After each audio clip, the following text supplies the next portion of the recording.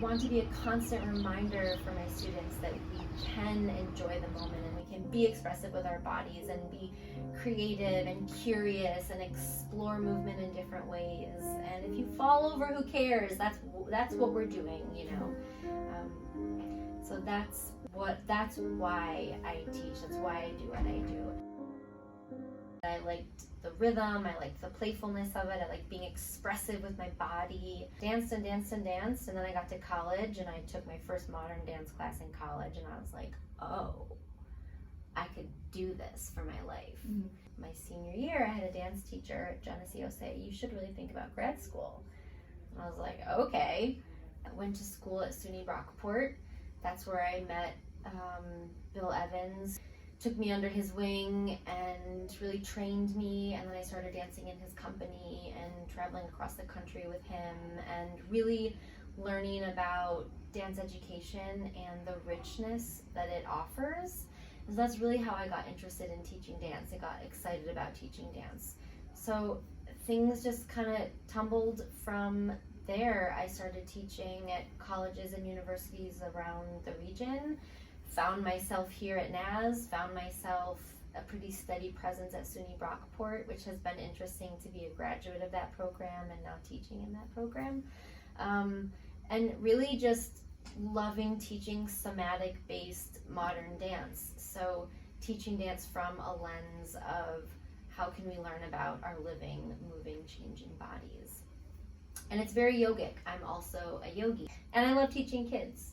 I work for Butterfly Kids Yoga as well, and we go and do lots of after-school yoga programs around the city. I think we do all the Brighton schools, Pittsford, Webster, and so bringing yoga and mindfulness and creative expression to elementary schoolers. I like to be a reminder to my students that we can have these experiences of really playfully enjoying the present moment. We are so lucky that we get to go into that studio and dance. I'll always teach, but the teaching seems to be the grounding component of it all. I don't know where I'll be. This is my community, so I'd like to be here in my community, but if for whatever reason I'm swept away somewhere else, I'm sure I'll be teaching wherever I end up. I really believe that this work will change the world. All of the bad things that are going on out there, I really, really believe that the arts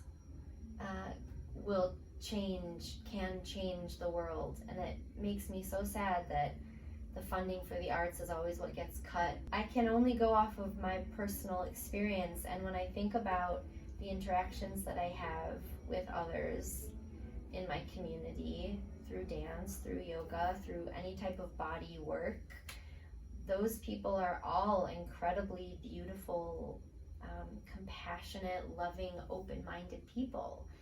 And those are the people that we need in the world. Mm-hmm. And I know that this work it's really grandiose, isn't it? But I know that this work can change humanity. I know it can. To all of you for that. Sound good? Thanks, everybody. Thank you, Al, so much.